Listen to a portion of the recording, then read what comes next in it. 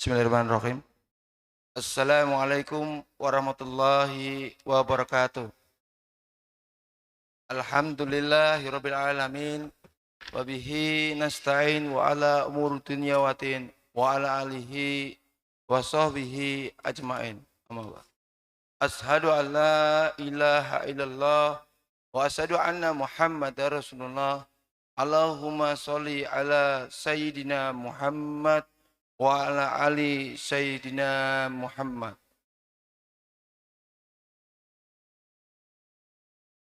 Bapak-bapak yang dimuliakan oleh Allah Subhanahu wa taala, puji syukur kita panjatkan kepada Allah Subhanahu wa taala yang memberikan kita Ar-Rahman dan Ar-Rahimnya kepada kita semua, yang memberikan kita kehidupan yang baik, yang sehat walafiat, yang memberikan kita kehidupan yang mempunyai ditetapkan hidayah oleh Allah Subhanahu wa taala, yang kita menjadikan umat yang taat pada Allah Subhanahu wa taala dan Rasulnya, sehingga kita ditetapkan oleh Allah Subhanahu wa taala hari ini, pagi ini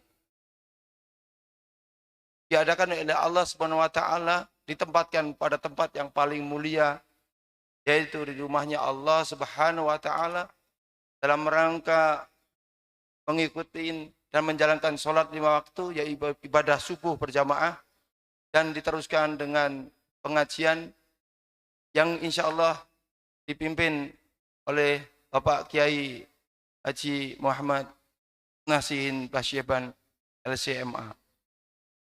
Bapak yang dimuliakan Allah Subhanahu wa taala, semoga Allah Subhanahu wa taala mengutus malaikatnya untuk memberikan cucuran rahmat kepada bapak-bapak semua, sehingga langkah kaki bapak yang memudahkan hadir di tempat yang mulia ini bisa dimudahkan pula oleh Allah Subhanahu wa taala untuk melangkah ke dalam surganya Allah Subhanahu wa taala. Sebelum kita memulai pengajian yang dipimpin oleh Bapak Kiai Muhammad Nasihin Basyeban, mari kita bacakan bacaan Bismillahirrahmanirrahim, basmalah, Bismillahirrahmanirrahim, dan kita teruskan dengan Al-Fatihah. Bismillahirrahmanirrahim. Alhamdulillahirabbil alamin, Arrahmanirrahim, Maliki yaumiddin, Iyyaka na'budu wa iyyaka nasta'in, Ihdinas siratal mustaqim, siratal ladzina an'amta 'alaihim, ghairil maghdubi 'alaihim waladdallin. Bapak Kiai, waktu sudah sempat, kami persilakan. Assalamualaikum warahmatullahi wabarakatuh. Salam.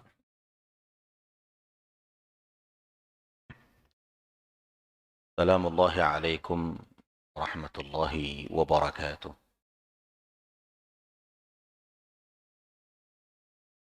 Bismillah walhamdulillah, wassalatu wassalamu ala rasulillah, سيدنا وحبيبنا وشفيعنا وقرة أعيننا ومولانا محمد ابن عبد الله وعلى آله وصحبه ومن والاه.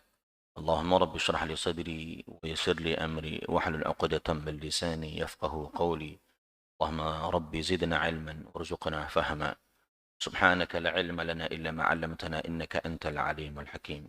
وبعد، أخص بذكره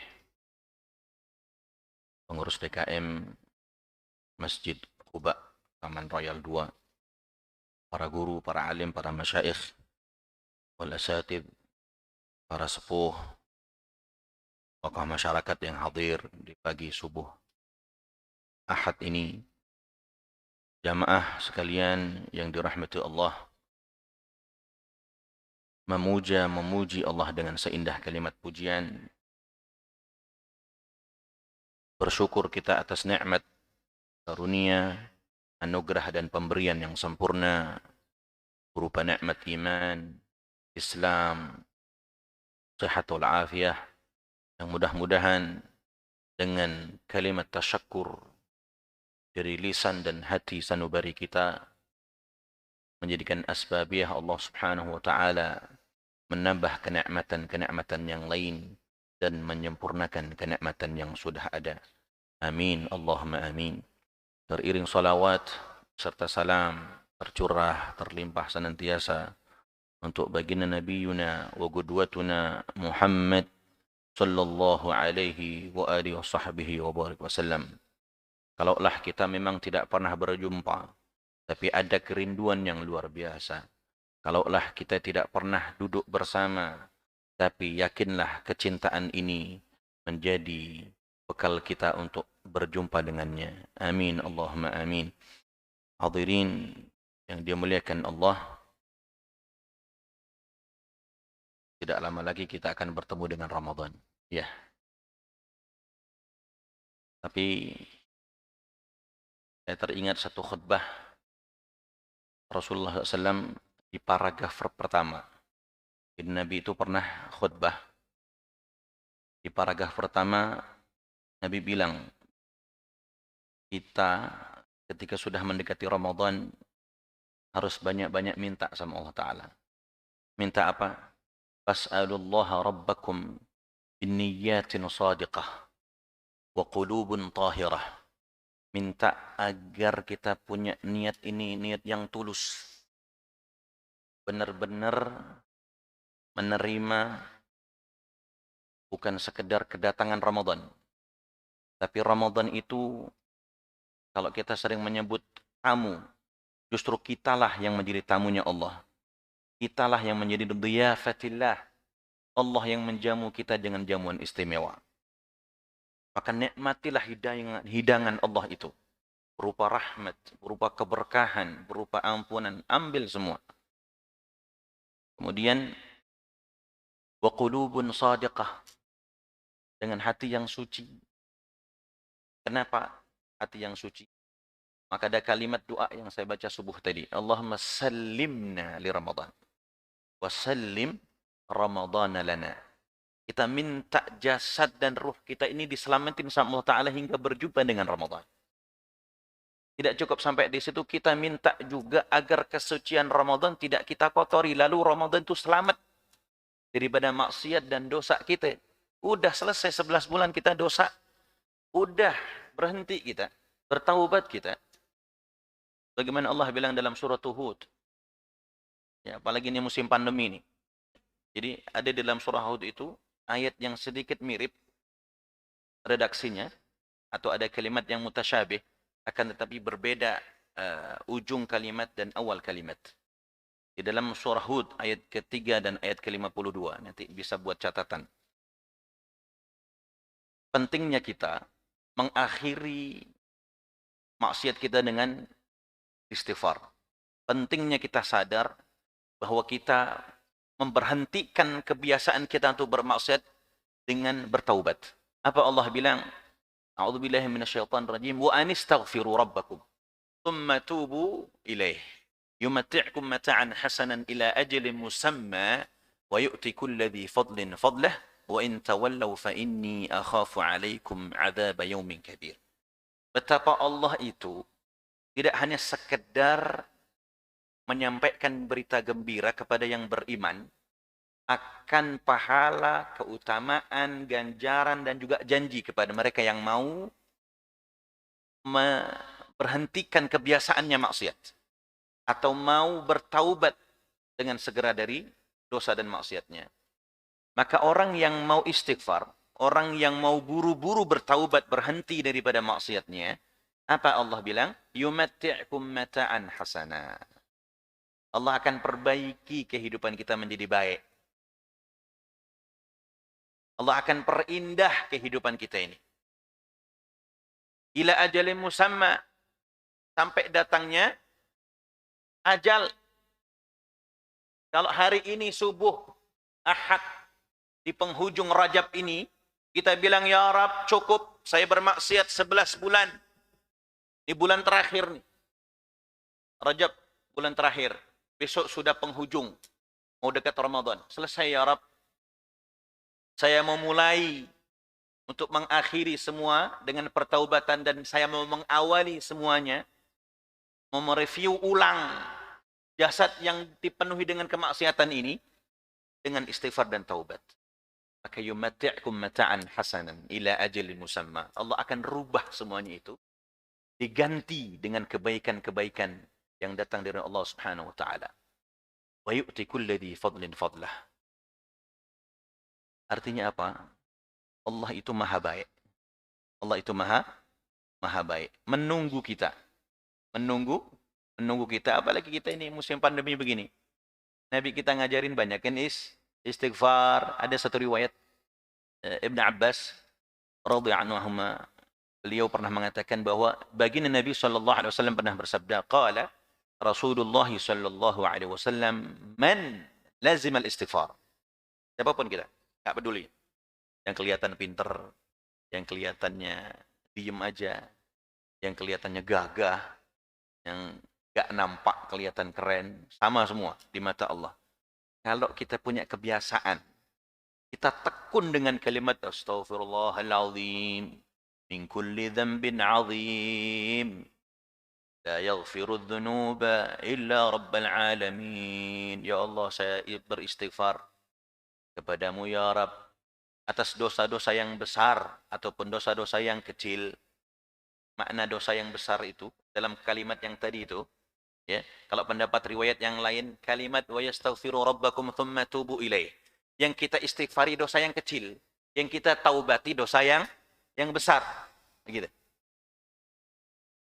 Apa kata Nabi? Ja'alallahu min kulli dhiqin makhraja. Maka orang yang mau istighfar, orang yang mau berhenti, orang yang mau sadar buru-buru, mensegerakan pertaubatannya, Allah akan jadikan sebab itu semua, kesedihannya dilonggarin. Apa itu? Kesedihannya dilonggarin. Sudah mulai tidak sedih. Sebagaimana sifat-sifatnya orang saleh. La khaufun alaihim wa la hum yahzanun. Berapa banyak dalam Al-Quran itu? Kurang lebih sekitar 13 kali diulang. Mulai dari juz 1. Lebih dari 3 kali disebutkan. Ya, kalimat la khaufun alaihim wa la hum yahzanun. Seorang yang dekat dengan Allah, dengan keislamannya, dengan keimanannya, dengan amal kebaikannya, dia tidak akan punya rasa khawatir, rasa takut dengan kehidupan dunia ini. Apalagi sedih. Kenapa? Sebab tujuannya akhirah. Maka setelah dilonggarin oleh Allah rasa sedihnya, selalu bahagia, selalu bersyukur, selalu menerima atas pemberian Allah Subhanahu wa ta'ala. Lalu kemudian wa min kulli hammin faraja. Kalau dia punya kesempitan sebab istighfar, astaghfirullahalazim min kulli dhanbin azim la yaghfiru dhunub illa rabbal alamin. Tidak ada yang bisa mengampuni dosa kecuali Allah yang maha memberi ampunan. Tidak ada yang bisa mengampuni dosa kita kecuali Allah Rabbul Alamin, Tuhan semesta alam. Sadar kita, beristighfar kita. Apalagi dalam Al-Quran disebutkan wabil asharihum istaghfirun. Istighfar yang paling bagus di waktu sahur, di waktu subuh, di waktu pagi. Di waktu belum tergelincir terbitnya matahari. Ya, sebagaimana dalam surah Ali Imran juga disebutkan. Ya. As-sabirin was-sadiqin wal-qanitin wal-munfiqin wal-mustaghfirin bil ashar. Itu mereka-mereka yang mendapatkan ampunan Allah adalah mereka yang beristighfar di waktu ashar, di waktu sahur, di waktu pagi, menjelang daripada terbitnya matahari, atau di akhir waktu malam.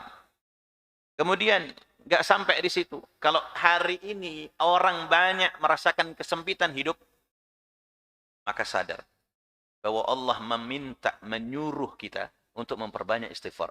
Dengan istighfar tersebut, Allah akan keluarkan kita dari kesempitan hidup itu. Allah akan kasih jalan keluar kita. Min kulli hammin faraja. Kemudian yang ketiga, wa razaqahu min haitsu la yahtasib. Kata Nabi. Rawahu Abu Dawud. Kalau orang beristighfar, orang rajin istighfarnya, orang rajin juga taubatnya, maka mereka akan dikasih oleh Allah Ta'ala karunia, anugerah kehidupan, rizki yang tidak pernah difikir olehnya akan datang dari mana dan sebab apa. Baik, maka ayat ke-52 dalam surah yang sama, surah Hud. Apa Allah bilang? وَيَسْتَغْفِرُوا رَبَّكُمْ ثُمَّ تُوبُوا إِلَيْهِ. yursilis samaa'a 'alaikum midrara wa yazidkum quwwatan ila quwwatikum wa la tatawallaw mujrimin. Saya perpendek karena khawatir waktunya yang sangat pendek juga. Apa Allah bilang? Orang yang sering istighfar, yang senang baca istighfar, yang buru-buru mensegerakan dengan pertaubatannya, Allah janjikan akan diberikan hadiah wa yazidkum quwwatan ila quwwatikum. Asik nih. Allah akan tambah kekuatan nih kita punya badan. Tubuh kita imunnya nambah. Wa yazidkum quwwatan ila quwwatikum. Bukan cuma nambah kuat tubuh kita, tapi kemuliaan kita pun bertambah. Kebaikan kita pun bertambah. Jadi kalau orang yang senang istighfar, orang yang senang taubat, la haula wa la quwwata illa billahil aliyil azim, kekhawatirannya akan pandemi dan corona itu sedikit. Akan bisa jadi hilang.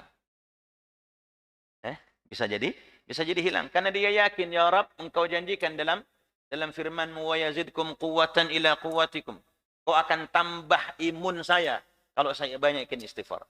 Kau akan tambah kekuatan jasad dan tubuh saya ketika saya memperbanyak istighfar, mensegerakan pertaubatan dari dosa-dosa yang saya perbuat. Maka mudah-mudahan pagi hari ini kita dapat nasihat dari Al-Quranul Karim. Dapat pula nasihat dari satu hadis riwayat dari baginda Nabi SAW, diriwayatkan daripada Ibn Abbas. Yuk kita banyakkan istighfar. Mudah-mudahan dengan istighfar, imun kita tambah kuat. Iman kita pun bertambah kuat. Baik, kita lanjutkan kajian kita di bulan yang lalu, ya di minggu yang pertama. Saya bacakan hadis diriwayatkan daripada Abi Sa'id Al-Khudri radhiyallahu anhu, an Nabi SAW, bahwa dari sahabat diriwayatkan dari Sayyidina Abi Sa'id Al-Khudri, Nabi kita SAW pernah bersabda bahwa yaqulu Rabbu subhanahu wa ta'ala, Allah dalam hadits qudsinya berfirman, yaqulu Rabbu subhanahu wa ta'ala, man syaghalahu al-Qur'ana wa dhikri an mas'alati a'taituhu afdala ma u'ti sa'ilin. Jadi kalau ada dua orang nih, pojok kanan pojok kiri, yang pojok kanan ngaji aja semenjak datang masuk ke Masjid Kuba ini. Yang satu nggak ngapa-ngapain, mungkin sibuk sama gadgetnya, sama HP-nya kali, atau mungkin sama pikiran yang lain. Jadi nggak sempat untuk baca Quran atau untuk berzikir, sekadar baca subhanallah walhamdulillah wa la ilaha illallah Allahu akbar, atau mengucapkan kalimat hamdalah saja, alhamdulillah ya Rabb, engkau telah hidupkan kami kembali setelah mati, bahasanya engkau bangunkan kami dari tidur, kau gerakkan juga tubuh ini untuk menuju tempat di mana kami bisa mendekatkan diri kepadamu, dan seterusnya dan seterusnya. Dia bersyukur nikmat-nikmat Allah, dia sebutkan semua. Ya. Maka kalimat Sayyidul Istighfar itu bukan sekedar pengampunan saja yang kita minta, tapi kalimat tasyakkur bahwa terlalu banyak nikmat Allah yang tertutup hanya dengan satu dosa. Ingat. Jadi bukan sebelum kalimat wa abu'u bidzambi, ya, itu ada kalimat abu'u bi ni'matika alayya. Ada nikmat yang engkau berikan kepadaku ini yang enggak sempat saya hitung. Misalnya kemarin, hari Sabtu seharian Allah kasih nikmat dari semenjak bangun, kemudian bisa menunaikan tahajud walau rakaatain, 2 rakaat ditutup dengan 1 rakaat witir misalnya. Atau syukur-syukur bisa 11 rakaat witir misalnya. Lalu dia ambil air wudhu, kembali untuk bergegas menuju masjid. Salat berjamaah subuh, salat duha, salat duhur. Kemudian berkumpul dengan keluarga, berbahagia bersama mereka semua. Itu semua kenikmatan. Maka sebelum kita mengatakan, ya Rabb, ada satu dosa yang harus saya istighfari dan saya taubati hari ini. Tapi ada sekian banyak nikmat yang juga harus saya syukuri hari ini. Jadi jangan kemudian kita semua astagfirullahaladzim, astagfirullahaladzim. Lalu kita lupa nikmat Allah. Biasanya lupa nyebutin nikmat Allah. Ya Rabb, engkau telah kasih saya mudah. Maka pagi hari ini alhamdulillah, Allah kasih kita kemudahan untuk bangun kita dari tidur dalam keadaan sehat walafiat. Kita duduk bersama di sini, i'tikaf, salat berjamaah, lalu kita duduk sejenak, kita duduk untuk mendengarkan nasihat-nasihat ad-din, ya, nasihat ad-diniyah, wal wasaya al-imaniyah, termasuk wasiat keimanan untuk membawa kepada kita akan keimanan yang kuat, semangat di dalam ibadah. Itu semua kenikmatan dari Allah. Maka kita bersyukur dan ucapkan alhamdulillah rabbil alamin. Maka kalau ada orang yang kemudian dia sibuk dengan baca Quran, dia sibuk dengan zikir, dia sibuk dengan kalimat thayyibah, dia basahi lisannya, sampai membuat dia tidak sempat minta. Ya Rab, saya minta keluarga saya begini, saya minta posisi saya di kantor begini, saya minta ini, itu. Sudah nggak sempat lagi. Karena habis waktunya untuk baca Quran sama zikir. A'taituhu afdala ma a'tis sa'ilin. Maka orang-orang yang begini nih, Allah akan berikan pemberian yang paling utama kepada orang-orang tersebut dibandingkan dengan orang-orang yang menyibukkan diri dengan kegiatan yang lain. Kenapa sebab? Wa fadlu kalamillahi subhanahu wa ta'ala ala sairil kalam ka fadlillahi ta'ala ala khalqih. Karena betapa keutamaan firman Allah subhanahu wa ta'ala, yakni Al-Quranul Karim, itu sebagaimana keutamaan Allah subhanahu wa ta'ala itu sendiri kepada makhluknya. Jadi kita ini masuk masjid misalnya, contoh, masuk masjid, sendirian masih sendiri. Enak kita ya, baca Quran. Bismillahirrahmanirrahim. Qad aflahal mu'minun, walladzina hum fi salatihim khashi'un, walladzina hum 'anil lagwi mu'ridun. Baru dapat 3 ayat, datang teman kita sebelah kanan. Bro, sehat. Alhamdulillah ente sehat. Mulai itu baru segitu doang. Tahu-tahu dia juga enggak salat sunat, kita juga enggak ngelanjutin ayat, ngobrol aja terus. Masya Allah. Pada kita lagi baca Quran, baru dapat 3 ayat lagi. Sampai habis waktu, datang waktu adzan subuh. Wah, kan setelah adzan subuh ada waktu yang mustajabah. Bainal adzan wal iqamah. Ya, antara adzan dan iqamat, waktu subuh lagi. Waktu yang utama buat kita, banyak meminta sama Allah Ta'ala. Nas'alullah al-azim. Ya. Kita minta kepada Allah yang Maha Agung segala bentuk permintaan yang kita mau. Kita baca istighfar juga. Kita baca zikir-zikir yang lain.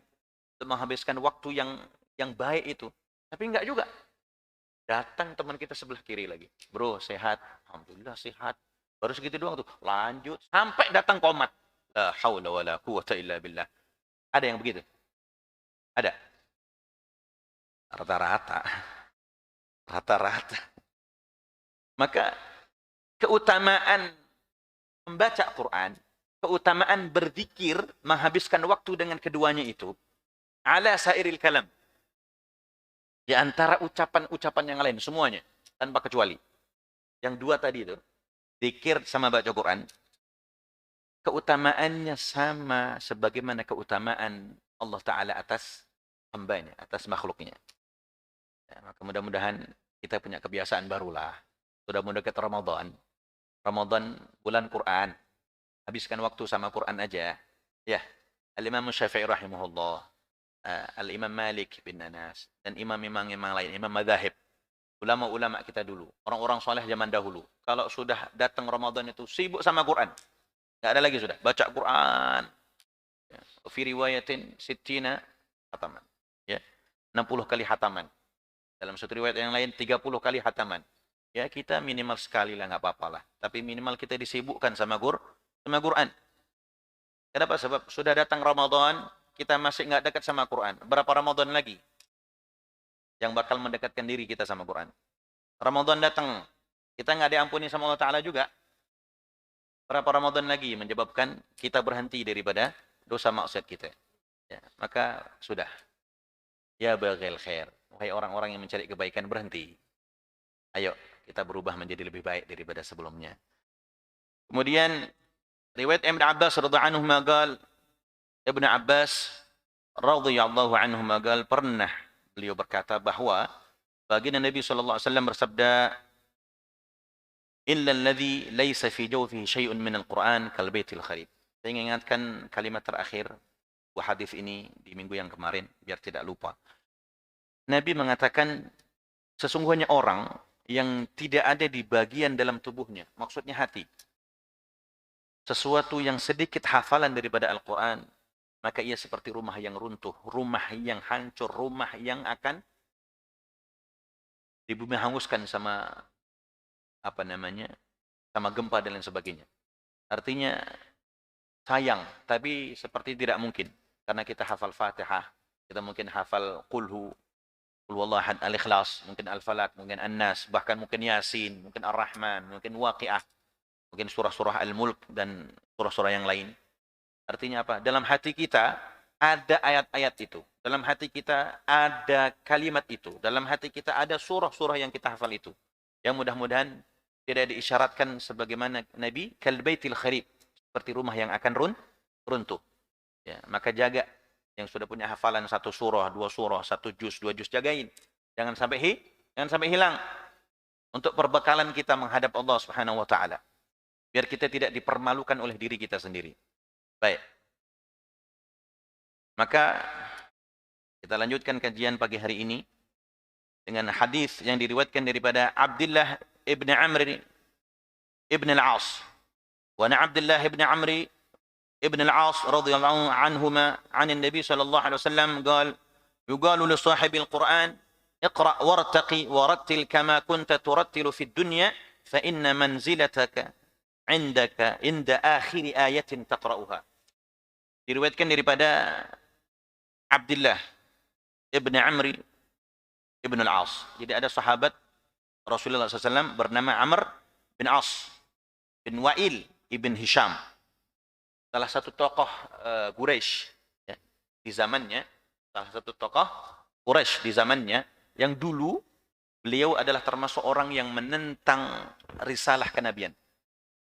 Beliau adalah termasuk orang yang menentang kenabian. Maka beliau lahir di tahun Hijrinya 600 berapa? 664 Masehi 664 Masehi. Kemudian lahir di tahun 585 Masehi, wafat di tahun 664 Masehi. Jadi kalau usianya cuma 79 tahun. Ya, nggak nyampe 80. 79 tahun, kemudian beliau wafat persis setelah menjabat sebagai gubernur Mesir.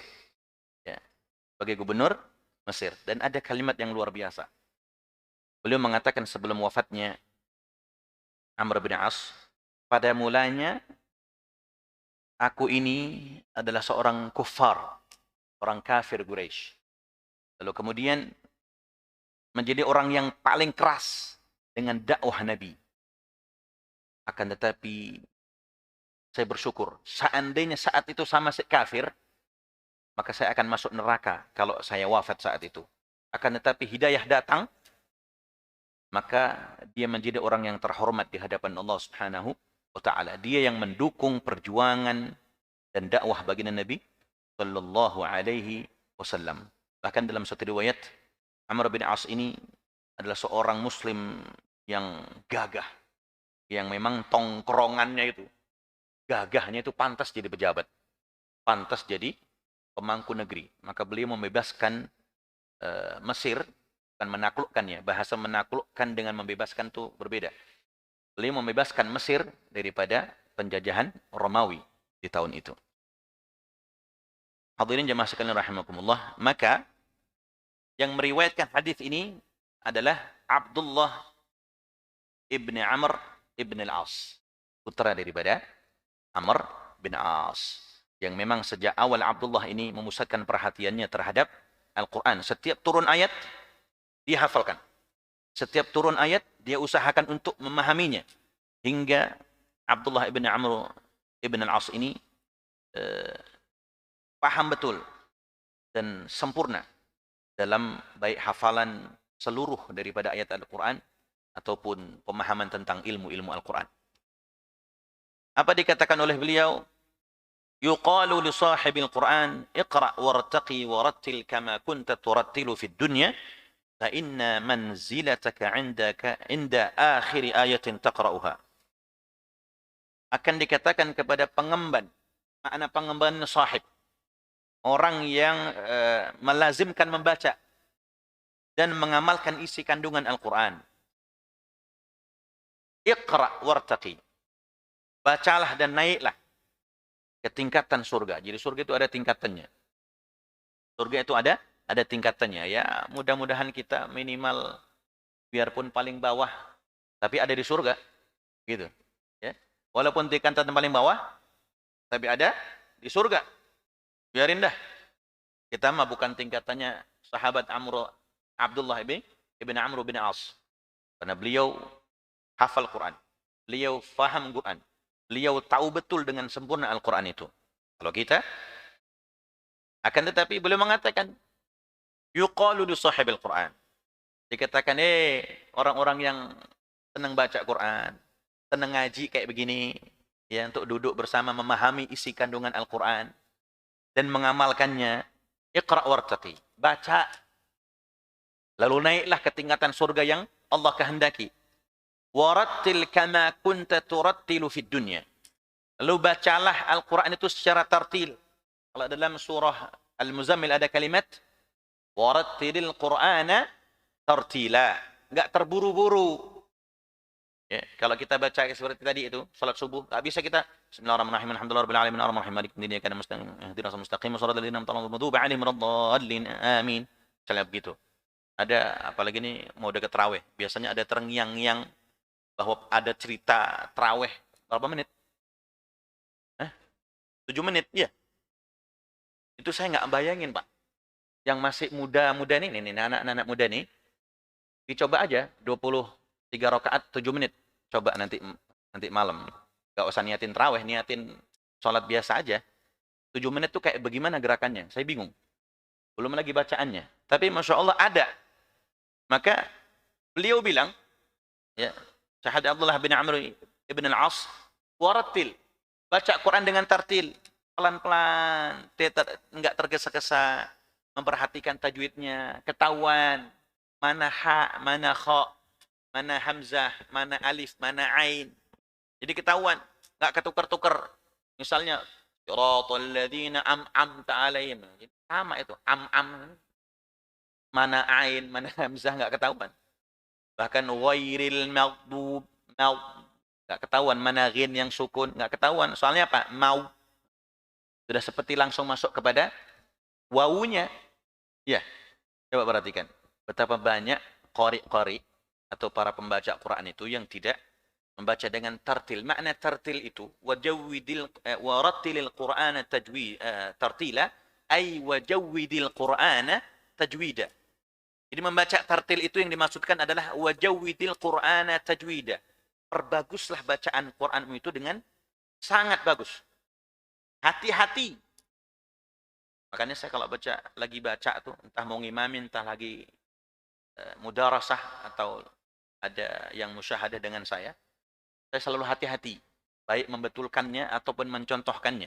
Khawatir ada yang tertukar hurufnya, khawatir ada yang tertukar pula kalimatnya. Hati-hati, itu makna tartil. Jadi kita baca pelan-pelan. Misalnya kayak tadi, Qur rabbi a'udzu bika min hamazatis syayatin. Kelihatan betul mana zai, mana shin, ya. Kemudian mana ta, mana ta. Karena ada hamazati, ada juga tin. Nah, tuh, ya. Jadi mana ta, mana ta ketahuan. Bisa membedakan. Orang yang baru belajar membaca pun bisa membedakan. Oh itu ta, oh itu ta, walaupun sama-sama harokat kasrah misalnya. Ya. Maka kata beliau, kama kunta turattilu fid dunya. Maka ketika kita sudah naik daripada tingkatan surga, kita baca Quran secara tartil. Kita masuk ke dalam surga, naik undak-undakan surga tuh. Nggak buru-buru juga, santai aja. Ya, tartil aja kita naik tuh tingkatannya. Pelan-pelan. Ya, maka mudah-mudahan Allah Subhanahu wa Ta'ala menjadikan pahala bacaan Quran kita menjadi asbabiyah kemudahan langkah kita juga setiap tangga surga kita naikin. Amin Allahumma amin. Fa inna manzilataka 'inda akhir ayatin taqra'uha. Karena sesungguhnya tempatmu di tingkatan surga tersebut di posisi ayat terakhir yang kamu telah membacanya. Contoh, ayat terakhir yang subuh tadi kita baca misalnya. Ya kan? Apa itu kalimatnya? Innaha kalimatun huwa qailuha wa min waraihim barzakhun ila yaumi yub'atsun. Subuh ini. Oh, nanti subuh dilanjutin lagi. فإذا نفخ في الصور فلا أنساب بينهم يومئذ ولا يتساءلون sampai akhir surah Al-Mu'minun. Terus begitu terus. Pelan-pelan kita baca. Hati-hati betul cara membacanya. Diperhatikan betul hak-hak huruf dan hak-hak kalimatnya. Dia tidak tinggalkan. Karena setiap orang punya kewajiban menjaga bacaan dan dia huruf-huruf dan kalimat dalam Quran punya hak untuk dijaga. Baik. Rawahu Abu Dawud wa Tirmidzi wa Nasa'i. Hadis ini diriwayatkan oleh Imam Abu Dawud, Imam At-Tirmidzi dan Imam An-Nasa'i. Wa qala At-Tirmidzi hadis hasan sahih. Ini hadis baik hasan dan juga sahih, bagus dan juga sahih. Wa an Mu'adz ibn Anas radhiyallahu anhu anna Rasulullah sallallahu alaihi wasallam qala man qara'a al-Qur'ana wa 'amila bihi fihi ulbisa waliduhu tajan yawmal qiyamah ضوءه أحسن من ضوء الشمس في بيوت الدنيا فما ظنكم بالذي عمل بهذا رواه أبو داود. Ada riwayat dari Mu'adz ibn Anas. Semoga Allah Subhanahu wa taala meridai beliau. Sesungguhnya Rasulullah sallallahu alaihi wasallam bersabda, "Man qara'a al-Qur'an wa 'amila bima fihi." Siapa aja kita? Tanpa kecuali yang mau baca Quran, yang mengamalkan dengan apa yang terkandung di dalamnya. Wa 'amila bima fihi. Kayak perintah tadi, "Wa yastaghfiru rabbakum tsumma tubu ilaih, yursilis samaa'a 'alaikum midrara." Orang yang mau istighfar, orang yang mau bertaubat segera, Allah akan turunkan air hujan yang lebat. Sebagaimana an-naqa al-midrar. Maksud an-naqa al-midrar itu air susu onta, itu kalau sudah keluar kencang keluarnya, banyak. Ya. Maka dikasih kita oleh Allah Ta'ala itu seperti guyuran hujan yang deras. Kalau kita mau istighfar, mau bertaubat, yursilis sama alaikum midrara, wa yazidkum quwwah ila quwwatikum. Kasih kemuliaan berupa kekuatan badan kita, kekuatan jasmani rohani kita. Maka kita yakin betul itu, kita amalin tuh Quran yang kita tahu isi kandungannya. Ulbisa waliduhu tajan yaumal qiyamah. Allah kasih hadiah melalui lisan mulia bagi Nabi SAW. Maka orang tuanya, ini kita tidak lihat dia penghafal Quran 30 juz kamilan, atau nisfuh, atau setengahnya, atau rubu'uh, atau seperempat Quran 15 juz dia hafal misalnya, atau 7,5 juz dia hafal. Ulbisa waliduhu tajan yaumal qiyamah. Allah indah banget nih. Allah akan kasih dia hadiah, orang tuanya akan dipakaikan sebuah mahkota yang paling indah di hari kiamat. Allahumma shalli ala Muhammad. Makanya berbanggalah ketika ada anak-anak kita yang pengen ngafalin Quran walaupun 1 surah, 2 surah, 3 surah, 4 surah, bahkan 1 juz. Dan dia kemudian mengamalkan isi kandungannya, diajarkan oleh guru-gurunya. Maka ulbisa waliduhu tajan yaumal qiyamah. Apalagi kita mendidik sehingga anak kita bisa jadi penghafal Quran. Kita yang jadi orang tuanya dipakaikan mahkota yang paling indah nanti di hari kiamat. Yang dhau'uhu ahsanu min dhau'i syamsi fi buyutid dunya. Yang sinar mahkota tersebut cahayanya lebih bagus dibandingkan sinar matahari. Ya Rabb.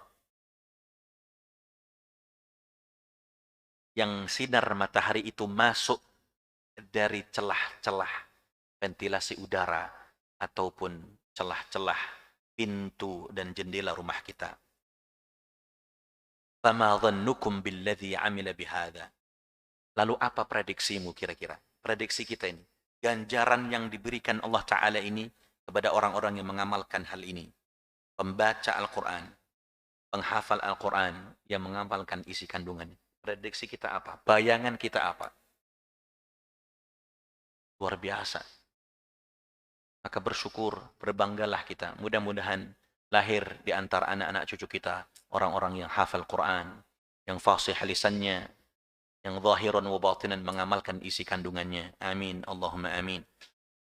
Dilanjutkan warawa ad-Darimi bi isnadihi an Abdullah Mas'ud radhiyallahu anhu qala اقرأوا القرآن فإن الله تعالى لا يعذب قلبا وعى القرآن وإن هذا القرآن مأدبة الله تعالى فمن دخل فيه فهو آمين ومن أحب القرآن فليبشر. Ada riwayat daripada Ad-Darimi dengan sanad dari Abdullah ibn Mas'ud. Semoga Allah meridai beliau. Dan juga riwayat yang lain dari Abi Umamah Al-Bahili daripada Sunan Ad-Darimi di dalam kitab Fi Fadailil Quran bab fadlu man qara al-Quran. Di dalam kitab keutamaan Quran di dalam bab keutamaan orang yang membaca Al-Quran. Apa dikatakan oleh beliau? Iqra'ul Quran, baca Quran. Enggak usah pakai nanya. Kalau tahu artinya enggak? Paham maknanya enggak? Baca aja Quran. Akan nanya, banyakan nanya enggak baca-baca ente. Nanya lagi tiap ketemu orang, kita kudu tahu artinya enggak? Ente udah baca Quran? Belum. Soalnya saya takutnya baca doang, ntar nggak tahu artinya. Ya, kapan bacanya ente? Iqra'ul Quran, baca Quran. Fa inna Allah Ta'ala la yu'adzibu qalban wa'al Quran. Karena sesungguhnya Allah Subhanahu wa Ta'ala tidak akan mengazab dan menyiksa yang di dalam hatinya ada Al-Quran. Insyaallah. Lagi jalan gitu ya. Lagi jalan entah kemana pergi, hari Ahad liburan, apa naik sepeda. Tiba-tiba ada satu musola, satu masjid yang kemudian menyetel kaset yang bunyinya Al-Quran. Dia baca tuh. Misalnya, hal jazaa'ul ihsani illa al-ihsan. Saya tahu ini. Ini ada dalam surah Ar-Rahman ini. Yang Ar-Rahman itu kan 31 kali diulang. Fabi ayya tuh. Langsung ingat. Prosesnya begitu cepat. Karena apa? Karena ada hubungan yang sangat dekat. Ada ta'alluq antara hati kita dengan Quran. Ada ta'alluq, hubungan yang sangat dekat antara hati kita dengan ayat tersebut. Ada hubungan yang sangat dekat antara huruf dan kalimat dengan hati kita. Kalau kita sudah begitu, la yu'adzibu. Enggak bakal diazab, enggak bakal disiksa kita oleh Allah Ta'ala. Amin. Allahumma amin. Wa inna hadzal Qur'an ma'dubatullah ta'ala faman dakhala fihi fahuwa amin. Dan Abdullah bin Mas'ud berkata, sesungguhnya Al-Quran ini adalah pesta perjamuan Allah Ta'ala. Pesta perjamuan. Ma'dubatullah. Ya, ada jamuan yang paling indah itu. Ya, pestanya ya ketika orang baca Quran. Maka siapa aja yang telah masuk ke sana, yang masuk ke dalam kondisi dia lagi baca Quran gitu, maka dia termasuk orang-orang yang akan merasakan aman dan mendapatkan keamanan dari Allah Subhanahu wa Ta'ala. Maka siapapun kita, kata Sayyidina Abdullah bin Mas'ud, yang mencintai Al-Quran, yang mencintai Al-Quran dengan segenap kecintaannya, maka dia dipastikan mendapatkan kabar gembira. Falyubshir. Abdullah bin Mas'ud. Falyubshir. Baik. Saya tutup dengan dua hadis riwayat daripada Abdul Hamid Al-Hummani dan juga riwayat yang sahih. Yang mudah-mudahan pagi hari ini kita diberkahi baik umur, waktu dan kehidupan kita. Wa an Abdul Hamid Al-Hammani qala sa'altu Sufyan Ats-Tsauri 'an ar-rajul yaghzu ahabbu ilayka aw yaqra'u al-Qur'an faqala yaqra'u al-Qur'an li'anna an-nabiy sallallahu alaihi wasallam qala khairukum man ta'allama al-Qur'ana wa 'allamahu ay afdalukum man ta'allama al-Qur'ana wa 'allamahu. Dan diriwayatkan daripada Abdul Hamid Al-Hammani, beliau berkata, saya pernah bertanya. Siapa yang nanya? Abdul Hamid Al-Hammani. Beliau berkata, saya pernah bertanya kepada Al-Imam Sufyan Ats-Tsauri tentang seorang laki-laki yang yaghzu, yang berperang. Itu lebih disukai oleh Anda atau orang yang membaca Al-Quran? Beliau nanya nih, Abdul Hamid Al-Hammani bertanya kepada Sufyan Ats-Tsauri.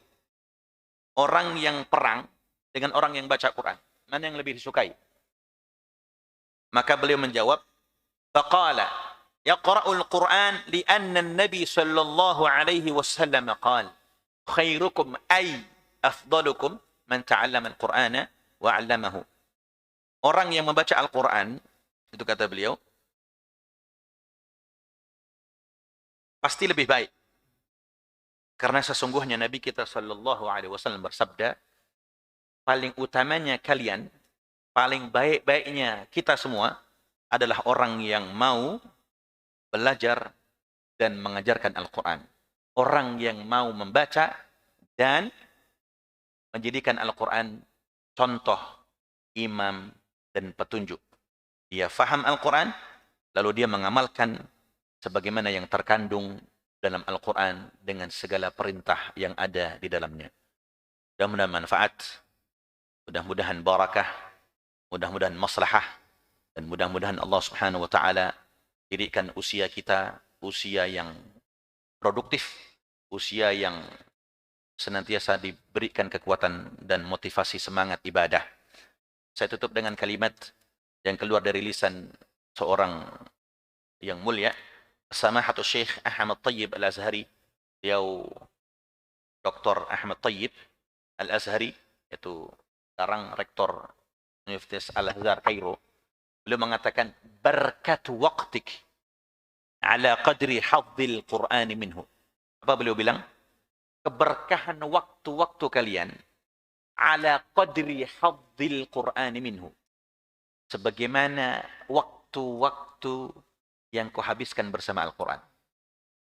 Jadi kata beliau, Syekh Dr. Ahmad Tayyib Al-Azhari, barakatu waqtik ala qadri hadzil Qur'an minhu. Keberkahan waktu-waktu kita ini tergantung seberapa besar perhatian dan waktu yang kita habiskan dengan Al-Quran. Maka semakin banyak waktu yang kita habiskan dengan Al-Quran, maka makin berkah pula waktu kita. Mudah-mudahan waktu-waktu kita senantiasa dipenuhi dengan Al-Quran. Waktu kita disibukkan dengan Al-Quran. Dan Allah Subhanahu wa ta'ala kelak tolong kita dengan syafaat Al-Quranul Karim. Amin. Allahumma amin. Allahumma lakal hamdu kulluh. Wa lakal syukru kulluh. Wa ilayka yurja'ul amru kulluh. Wa lakal hamdu bil Quran ya Rabb. Allahumma rabbana salli wa sallim ala nabina Muhammad. Sahibil Quran. صلاة تجعلنا بها حامل القرآن لفظا ومعنى وعملا ظاهرا وباطنا وعلى آله وصحبه وسلم تسليما يا ربنا اجعلنا وأولادنا وأهلنا وذرياتنا وأصحابنا وأحبابنا وطالبنا وتلامذاتنا من أهل القرآن وعلومه من أهل القرآن وعلومه اللهم اجعلنا منهم وجمعنا معهم احشرنا في زمرة أهل القرآن وأدخلنا الجنة بالقرآن الكريم وعافنا من كل بلاء ووباء وغلاء والفحشاء بالقرآن الكريم أن ترزقنا الصحة والعافية ظاهرة باطنة بالقرآن الكريم ويسلمنا الدنيا والآخرة بالقرآن الكريم اللهم يا ربنا ارحمنا بالقرآن واجعله لنا إماما ونورا وهدى ورحمة اللهم ذكرنا منه ما نسينا وعلمنا منه ما جهلنا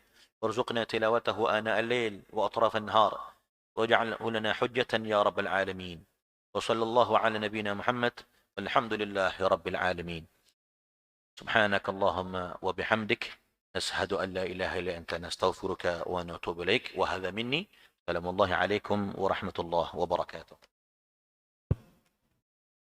Alhamdulillah Rabbil Alamin. Pak Kiai telah sampaikan pengajian pagi ini.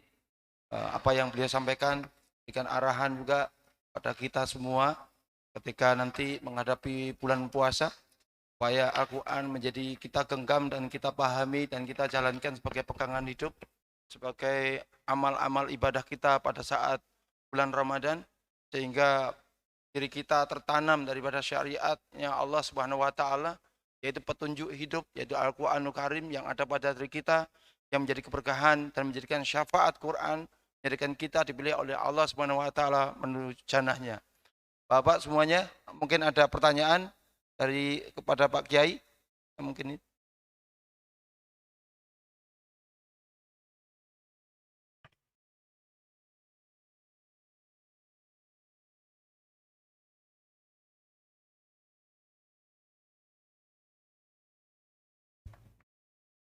Bismillahirrahmanirrahim. Assalamualaikum warahmatullahi wabarakatuh. Nama saya Toto Pak Ustadz. Tadi dalam membaca Al-Quran itu harus tartil. Nah, tartil di sini maksudnya mungkin di samping tajwid, adakah persyaratan untuk irama Pak Ustadz atau lagu? Apakah ini diserahkan kepada daerah tertentu atau memang ada disarankan oleh ajaran agama? Kenapa demikian? Karena kalau kita ada imam yang memang lagunya sangat enak, itu akan menambah khusyuk. Terima kasih Pak Ustaz. Baik. Bismillahirrahmanirrahim. Allahumma shalli ala Muhammad wa ali Muhammad.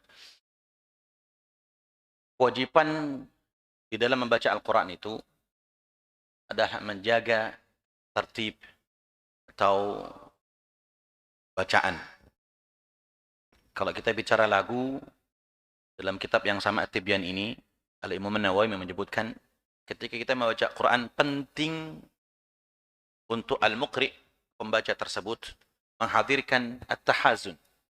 Apa itu? Perasaan penghayatan yang tinggi. Atau sampai bisa menghadirkan rasa sedih di dalam Al-Quran. Bahkan sebisa mungkin saking rasa hati yang menyatu dengan Al-Quran tersebut, tak terasa kalau bisa menangis. Ya, maka kalau kita saksikan imam-imamul haramain, baik Madinah atau Mekah atau masjid-masjid yang lain, ya, di YouTube sudah banyak juga, seringkali kadang tiba-tiba menangis, tiba-tiba sesenggukan, karena saking dalamnya rasa dan juga pendalaman makna yang difahami oleh pembaca tersebut. Maka perlukah kita mempelajari naghamat atau lagu-lagu atau maqamat tingkatan lagu tersebut? Karena di dalam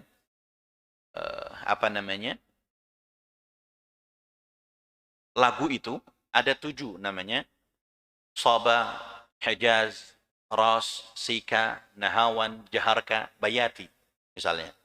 Dia harus pahami juga tingkatannya. Ini Bayati apa, ini Sabah apa, ini Hijaz apa. Lama. Akan tetapi minimal bagaimana kita berusaha untuk mendapatkan kenikmatan dan kelezatan di dalam membaca Al-Quran. Terus ada pertanyaan lagi. Berarti lagu itu tidak penting? Bukan tidak penting. Bagaimana kita membaca dan bisa menghadirkan ruh Quran itu sendiri kepada pendengar. Karena kita sebagai pembaca. Maka lagu atau naghamat, lagu-lagu Al-Quran itu ilmu. Dan bisa dipelajari. Wah, suara saya pas-pasan. Yang pas-pasan itu suaranya apa lagunya? Suaranya. Maka bisa belajar sesuai dengan kadar suaranya. Oh, saya tidak mampu kalau sampai oktav paling tinggi misalnya. Kalau di dalam lagu Bayati ada 6 oktav. Oh, saya tidak bisa. Kalau standar oktav itu sul, suri, jawab. Setiap lagu punya begitu. Gak apa-apa, ini pelajaran sedikit. Misalnya contoh, ambil lagu paling rendah. Nada kedua sampai nada ketiga. Setiap lagu punya begitu. Maka kadang-kadang Imamul Haramain, baik Mahir Al-Mughilli, Al-Mu'aqili, ataupun Bandar Balilah, atau siapa lagi? Yasir Ad-Dusari, atau ada lagi imam-imam yang lain, Masjidil Haram, itu kadang suka meletup-letup, naik sendirinya, turun sendirinya, karena memang ada tingkatan. Kalau lagu itu disebut naghamat, kalau tingkatan disebut maqamat. Bahkan kalau kita mau belajar lebih dalam lagi, lagu pun beda-beda. Nanti ada sika Misri, ada sika Iraqi, ada sika Hijazi, sika negeri Hijaz. Sika itu kalau Bapak sering dengar lagunya Sa'ad Al-Ghamidi. Ya, contoh, Alhamdulillahi Rabbil Alamin, Ar-Rahmanir Rahim, Maliki Yaumiddin. Memang kalau pakai lagu asik, Pak. Memang asik. Kadang tarawih itu nggak terasa, tiba-tiba 2 rakaat aja. Nggak mungkin tarawih 20 rakaat, nggak mungkin. Pasti 2 rakaat. Ya, tarawih itu 2 rakaat, Pak. Cuman kali berapa begitu? Nggak ada. Jadi tarawih itu berapa? 8 rakaat? Nggak ada. Tarawih itu 2 rakaat. Cuman kali 4. kali 10 begitu ya Pak.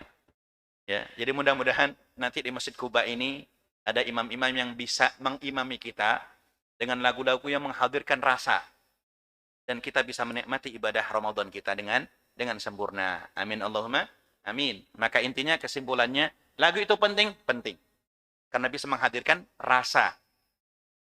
Maka lagu itu dipelajari ya. Akan tetapi yang terpenting adalah menjaga hukum-hukum bacaan di dalam membaca Al-Qur'an. Baik, wallahu a'lam.